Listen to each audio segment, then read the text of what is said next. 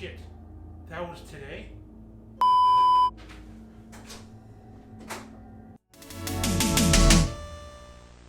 Okay, so Chapter 72 just dropped for Dragon Ball Super, and now we have byakugan powers?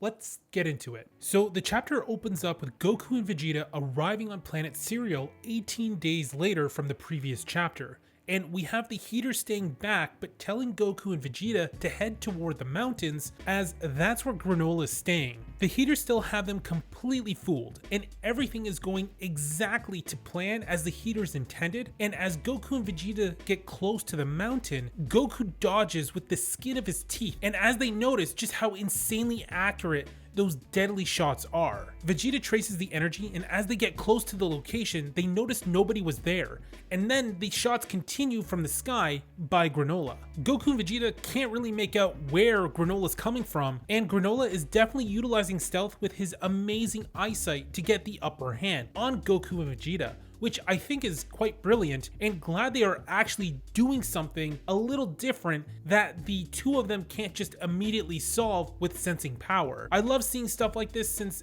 things that are once an ability like power sensing is now being used against them. So Goku and Vegeta continue to struggle to find where Granolah is, but in the meantime they don't even know who Granolah is because they've never even seen him. They continue to dodge all of his attacks, but then Goku got struck at a vital point showing just how incredible Granolah's aim is, and Goku is down for the count before the fight has even really started. Vegeta luckily has two senzu beans with him and helps Goku out, but they still have no idea where Granolah even is coming from. Vegeta does make a great point that Goku is relying on Ultra Instinct too much at the moment, if he hasn't fully mastered it yet, which is why Goku got shot in the first place, as he was trusting his instincts to move, which I guess that is the serious fatal flaw of Ultra Instinct, is if you have a moment of doubt or don't trust your instincts, you could just simply instantly die. So this could be a fatal flaw for mortals using such an incredible technique, which I hope is the case, but I think good writing means always having our heroes have weaknesses, otherwise things just get stale and boring pretty quick. This is why I really like Super Saiyan 3, because it was an ability that couldn't be used very long and drained your energy at a rapid rate. So Goku goes into Super Saiyan, which means he listened to Vegeta not using Ultra Instinct,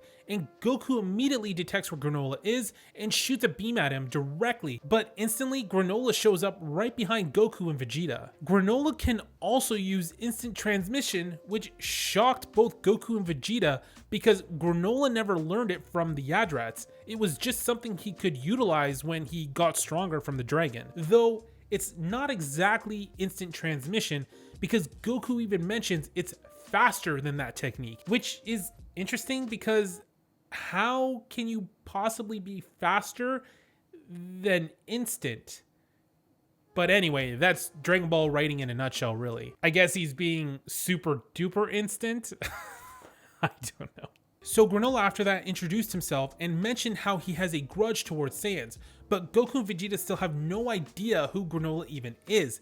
And without hesitation, Granolah unleashes another technique, which the two of them barely dodge in time, and Vegeta mentions how that technique is very similar to the destruction technique that he just learned from Beerus. So Goku suggests teamwork, but in typical Vegeta fashion, he says no way and wants to fight him solo. And immediately I thought, here we go again. Vegeta is going to be the first to fight and then get his ass handed to him for Goku to save the day again. But guess what? That didn't actually happen this time. Vegeta actually told Goku to go first. I'm speechless. I can't recall this has ever happened before, as Vegeta always goes first to be the example to get his ass kicked to show how strong the villain actually is, so Goku can save the day naturally. Even Goku was shocked that Vegeta suggested he go first. I'm liking that refreshing change. So I also really liked what Granolah says, because Goku mentioned he was going to be the first opponent, and so Granolah asks if he was from a tribe of fools, which, I mean, yes, they really are. Granolah waits for Goku to transform into a giant ape, but as Goku informs him that they can't use that form anymore since they no longer have the tails, but instead introduces Granolah to what is now the Rainbow Saiyan. Do you want to fight Black yellow, red, or blue. Pick your color. Also, just a side note, Granolah gave a hint at how much he hates Saiyans for what they did to him, but in typical Goku fashion, he didn't pick up on that at all, and you would think that would kind of give him some kind of idea of, well, why? Why do you hate Saiyans?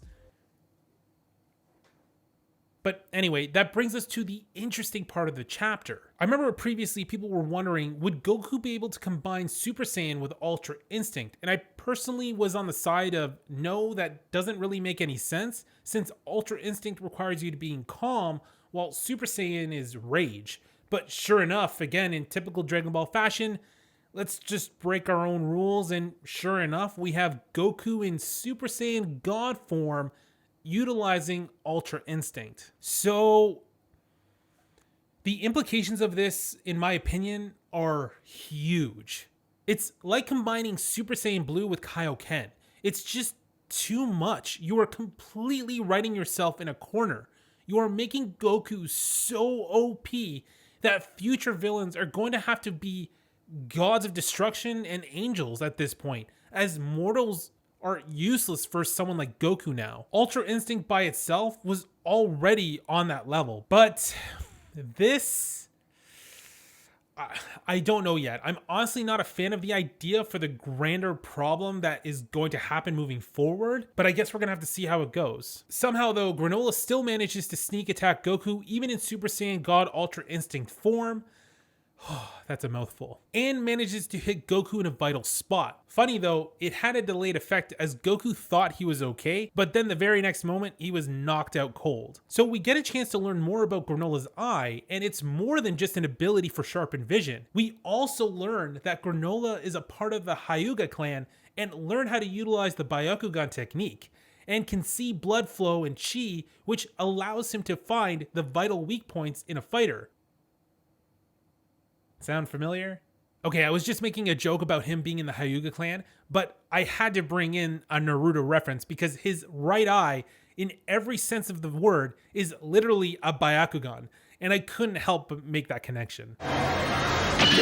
So Granolah knows Goku's holding back because of his eye, and tells him he doesn't have the luxury to do so and to hurry up and transform because he needs to go fight Frieza, and then has his emo moment as Goku mentions he thought Granolah was the bad guy, but Granolah tells him to basically shut up and tell him to pay for the crimes against Ceruleans. Then Goku and Granolah have their measuring contest, both powering up to their perceived full power.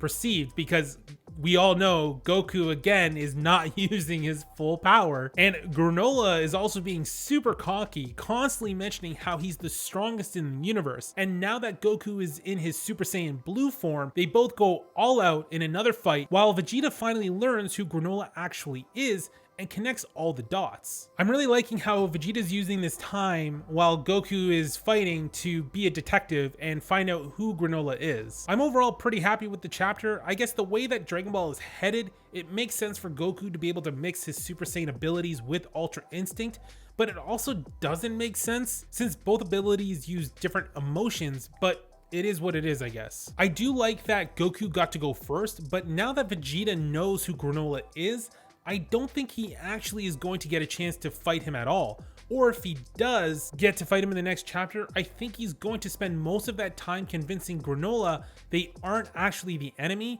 and explaining how they are different from the past Saiyans in that Frieza is both their enemy. I also do like how Granolah utilizing the Bakugan, yeah, I'm going to call it that from now on. I don't care if they even give it an actual name. It does give him a unique skill that we haven't seen in Dragon Ball before that helps give Granolah a distinct advantage, which is really nice to see. So overall, what was your favorite part of the chapter? And are you okay with Goku combining Ultra Instinct with Super Saiyan? Let me know in the comments. Also, if you enjoyed this, consider subscribing. Hitting that like button helps a lot too. And hit the notification bell to be the first to know when I drop my next video. That's all for this one though. Thanks for watching.